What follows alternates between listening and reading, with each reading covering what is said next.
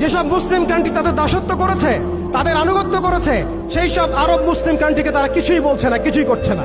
গাজ্জাবাসীর কান্না ওদের কানে পৌঁছায় না। এই বাচ্চাদের মগজের খুলি তাদের কাছে, তাদের চোখে ভাসে না। এই বোনদের ধর্ষণের চিৎকার তাদের কাছে যায় না। এই শিশুদের হাহাকার তাদের কাছে যায় না। এক ফোঁটা পানির জন্য তারা কাঁদছে, এই কান্না তাদের কাছে যায় না। তাদের এই হৃদয় নেফাক দিয়ে এমন ভাবে পরিপূর্ণ হয়ে গেছে। এই মানবতাহীনতার এই কাজগুলো, দৃষ্টান্তগুলো ওদের কলবের মধ্যে কোনোই দাগ কাটছে না। যেসব মুসলিম কান্ট্রি তাদের দাসত্ব করেছে, তাদের আনুগত্য করেছে, সেই সব আরব মুসলিম কান্ট্রিকে তারা কিছুই বলছে না, কিছুই করছে না। তাদের কাছে তেল আছে, সেই তেল তারা দিচ্ছে। তাদের কাছে অর্থনৈতিক সাপোর্ট আছে, এটা তারা দিচ্ছে। তাদের জমি ব্যবহার করে সেখানে বোম্বিং করা হয়েছে। আমরা দেখেছি কিভাবে পাকিস্তানের জমি ব্যবহার করে আফগানিস্তানে বোম্বিং করা হয়েছে। আমরা দেখেছিলাম ইরাক ইরান যুদ্ধ লাগিয়ে সেখানে বোম্বিং করা হয়েছিল।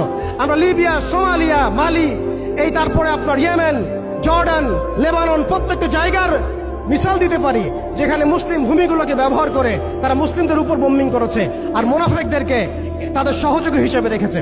অতএব তাদের অপশন হচ্ছে, হয় আপনি তাদের দাসত্ব করবেন, না হলে মরবেন। যারা দাসত্ব করেছে তারা সুখে আছে, তাদের কোনো সমস্যা নাই। ইভেন গাজ্জাবাসীর কান্না ওদের কানে পৌঁছায় না। এই বাচ্চাদের মগজের খুলি তাদের কাছে, তাদের চোখে ভাসে না। এই বোনদের ধর্ষণের চিৎকার তাদের কাছে যায় না। এই শিশুদের হাহাকার তাদের কাছে যায় না।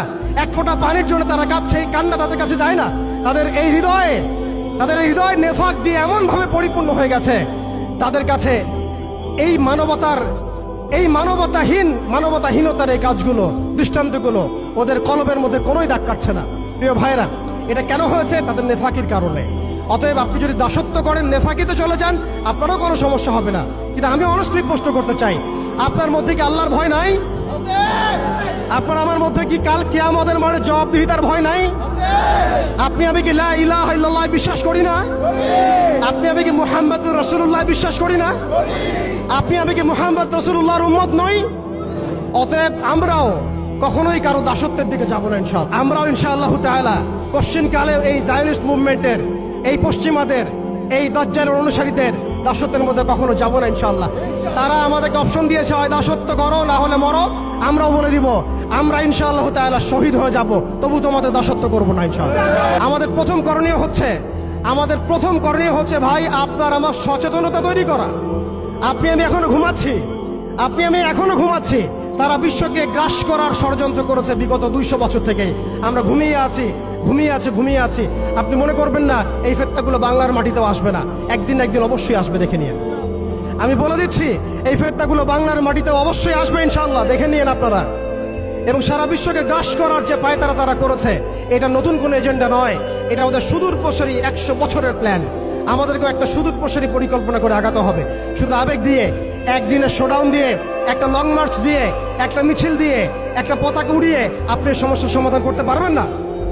সবার আগে আমাদেরকে সচেতন হতে হবে, হীনমন্যতা ত্যাগ করতে হবে। নবী সাল্লাল্লাহু আলাইহি ওয়াসাল্লামের সেই ভবিষ্যৎবাণীর দিকে চোখ রাখতে হবে এবং সামনে যে মুসলিমদের হাতে বিশ্ব আসবে, এই ইস্তেকামত আপনার কলবের মধ্যে বদ্ধমূল থাকতে হবে। দ্বিতীয় বিষয় হচ্ছে, আমাদের সবাইকে নৈতিকভাবে দীক্ষিত হতে হবে, ইমানের শিক্ষায় দীক্ষিত হতে হবে। সবাইকে জীবন নিয়ে সিরিয়াস হতে হবে। নিজের জীবনটাকে, আমলটাকে, আখলাকটাকে আল্লাহর জন্য ঢেলে সাজাতে হবে। নবী সাল্লাল্লাহু আলাইহি ওয়াসাল্লাম সুন্নাহ মাফিক জীবনযাপন করতে হবে।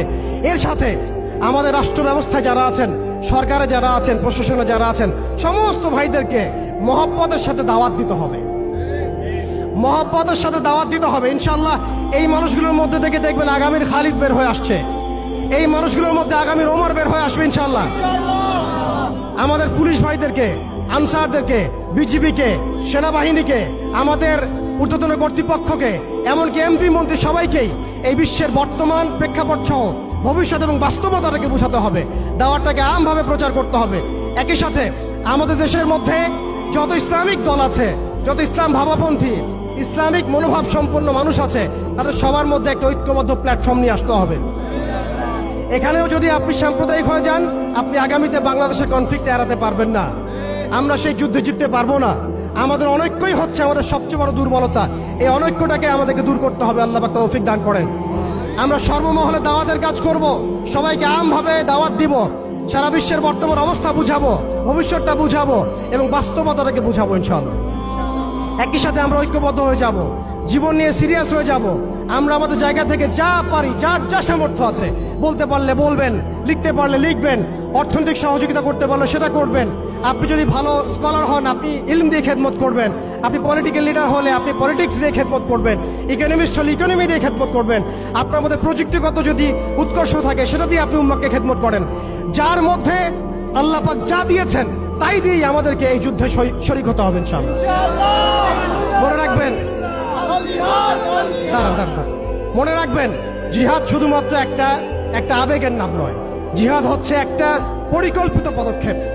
আপনি খেয়াল করে দেখেন, আজকে আমরা এই জায়গায় চলে আসছি শুধুমাত্র একমুখী, তাদের সামরিক আগ্রাসনের ভিত্তিতে নয়।